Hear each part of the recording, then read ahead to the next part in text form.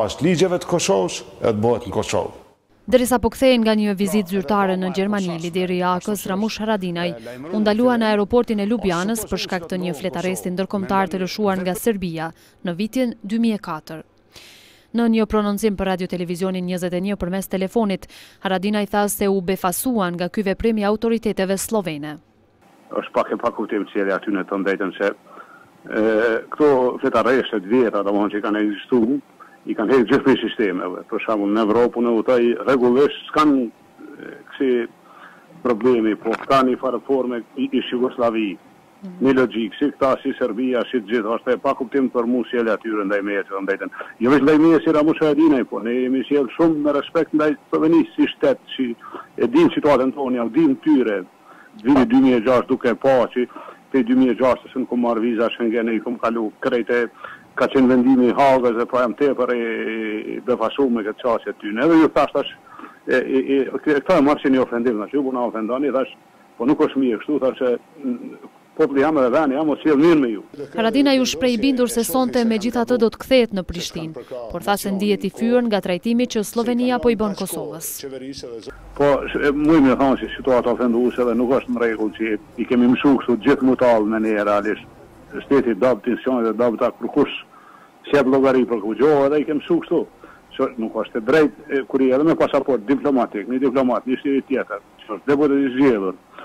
Për një fletarest një fëqiu që këta e dinë që është gjendja e tyre me ne, ta me dhonë diri vetës mu qëllë këtë njërë, me botalje realisht, botalje me ne, me ato që ka përfasojnë. Ndërkaq, policia e Slovenisë konfirmoi se lirimi i Haradinajt mund të ndodhë vetëm gjatë orëve të mbrëmjes, pasi procesi të vazhdojnë në gjykatën e Qarkut në Krajnë në orën 18. Por Haradinaj deklaroi se nuk pranon që të dalë vullnetarisht para gjykatësit sloven. Ai thotë se pafajësinë e tij e ka dëshmuar ndërkombëtarisht dhe se sipas tij një sjellje e tillë autoriteteve slovene është e papranueshme për Kosovën. Reagoi edhe Ministria e Punëve të Jashtme e Kosovës. Zëdhënësi i kësaj ministrie Artan Bejrami tha se kjo çështje është duke u sqaruar dhe se pritet të mbyllet së shpejti. Të indinjuar me një veprim të tillë të autoriteteve slovene, antarët e AK-s dhe qytetarë të tjerë protestuan para ambasadës së Slovenisë në Kosovë.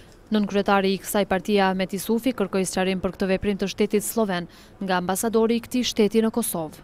Nuk e kuptojmë veprimin e Slovenisë, e cila duhet deklarohet se a vepron me ligjet evropiane, a vepron me ligjet e Serbisë.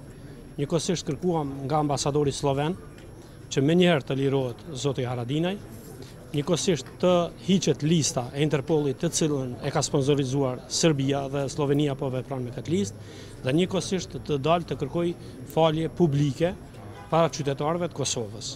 Zoti Haradinaj e ka treguar pafajësinë e vet në drejtësinë ndërkombëtare, prandaj nuk ka nevojë të dalë para gjyqit sloven, sepse nuk ka bë asnjë vepër, asnjë shkelje në Sloveni që mund të akuzohet me listat e Serbisë. Zyrtarët e AK-s thonë se do të vazhdojnë të qëndrojnë para ambasadës së Slovenisë derisa të lirohet lideri i tyre.